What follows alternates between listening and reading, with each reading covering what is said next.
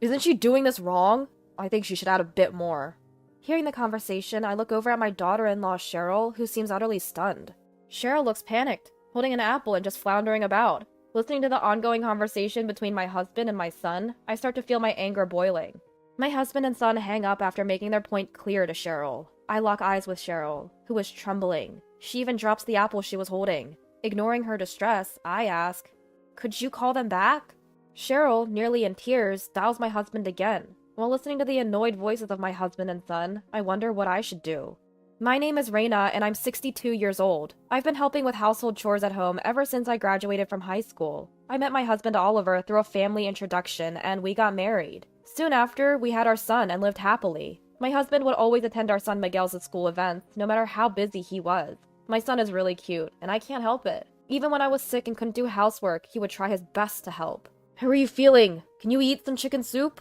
I had to smile when my husband cautiously brought over a pot of soup. It seems he made it after putting our son to bed. Seeing me laugh, my husband joined in, albeit awkwardly. Ever since our son got married, he no longer helps with household chores. But he's good to his wife Cheryl, so I guess it's okay. Sometimes when I'm not feeling well, I find myself craving my husband's chicken soup. I'll never forget the taste of that soup.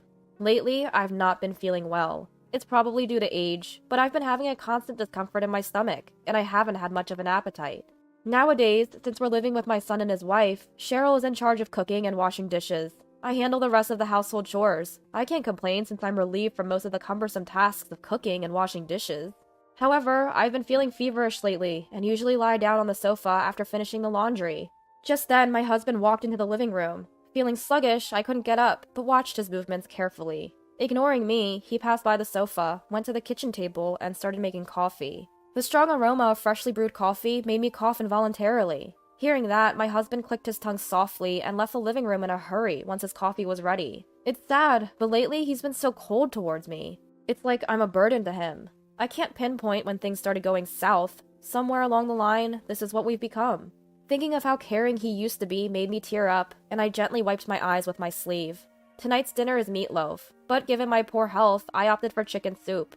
I'm fully aware of the hassle it takes to prepare a separate meal for one person, but lately, I can't stomach the same food as everyone else. Yet Cheryl, my son's wife, made me chicken soup without a hint of complaint. What a blessing she is in our family. "Mom, chicken soup again? Cheryl's gone through the trouble to make a nice dinner. Isn't it rude not to eat it?" "Don't say that, Miguel. I'm sure Reina feels bad enough as it is." Cheryl interjects with a chuckle. I smile wryly and let her comment slide. Though Cheryl is a bit blunt at times, she's an excellent cook and very considerate. Today's chicken soup was clearly made with my health in mind.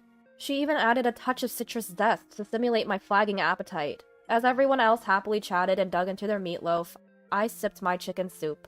Suddenly, I stopped. The soup tasted off. I can't describe it, but it had a chemical taste. At first, I thought it was the wax from the citrus zest, but even avoiding it didn't help.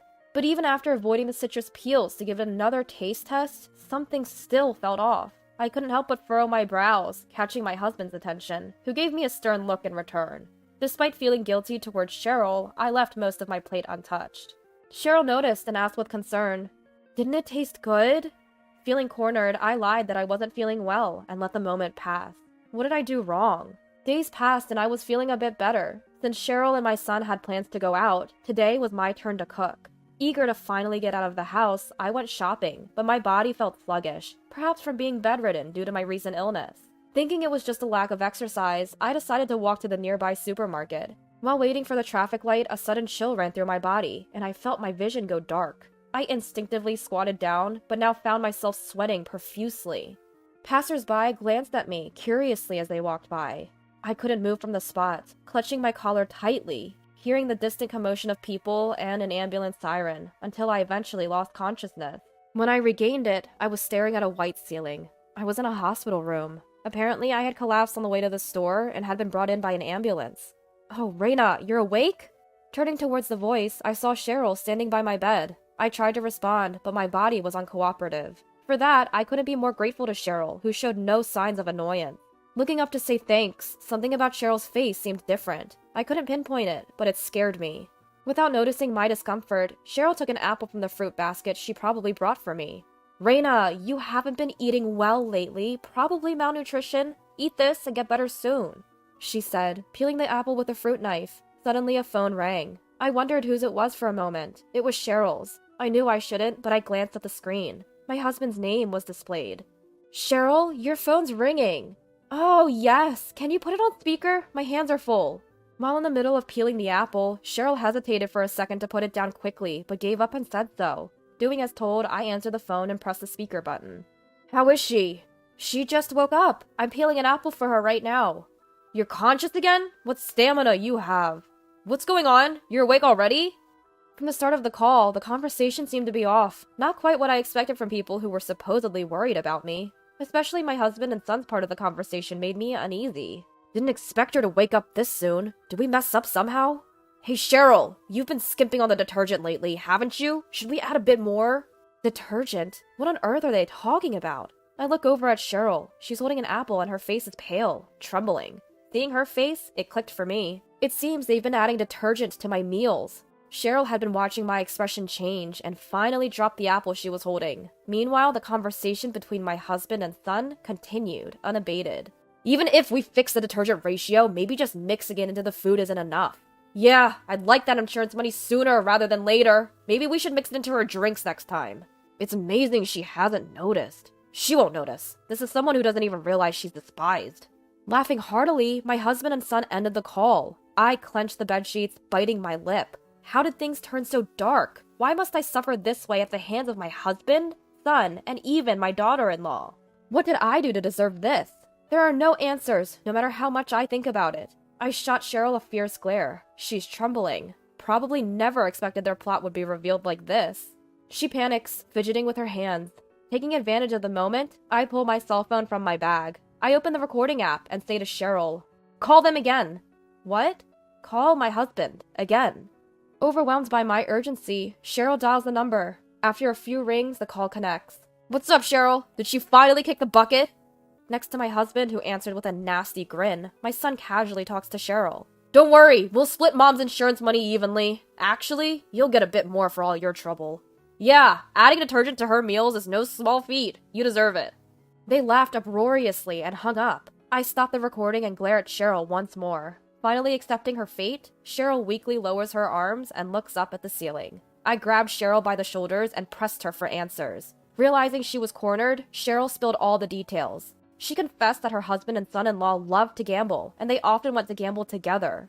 But they kept losing and went into debt, continuing their gambling sprees anyway. This mounting debt left them desperate, and they decided to take out a life insurance policy on me, without my knowledge, to collect the money. This plan started 2 years ago. But there are various conditions for an insurance payout, and the quickest, surefire way to meet them was if I became ill. So they apparently came up with a scheme to slowly poison me by mixing detergent into my food. Now that she mentioned it, about 2 years ago, Cheryl suddenly started taking over meal preparation. At first, I offered to help, but Cheryl was strongly against it, so I let her handle it. No wonder she was so opposed. If I helped with the meals, it would be difficult to mix detergent into my plate only, and if caught, the whole plan would fall apart. Then Cheryl dropped another bombshell. The masterminds behind this plan were Oliver and Miguel. They both assured me it would work. After hearing this, I couldn't stay put. Pretending to go to the bathroom, I slipped out of the hospital. Initially, I thought about going home and giving my husband and son a piece of my mind, but that wouldn't satisfy me, so I decided on another course of action. I immediately sought out a lawyer after leaving the hospital. Luckily, it didn't take much time to find a law office, and I quickly went in and explained my situation. The lawyer was skeptical at first, but after I played the recording from earlier, his expression changed dramatically. He advised me to contact the police, but I told him there was something else I wanted to do first, and we proceeded with the necessary paperwork. With everything in place, except what I needed from my husband, I set out again with my lawyer. Of course, our next destination was the police station. I began by explaining the whole situation. The police were as skeptical as the lawyer initially, but as soon as I provided the recording and additional explanations from the lawyer, they swung into action.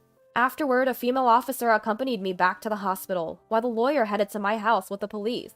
Upon returning to the hospital, Cheryl was still there and was immediately taken away by the police. As for me, I felt briefly relieved without Cheryl around, but couldn't relax, worried that my husband and son might burst into the hospital room.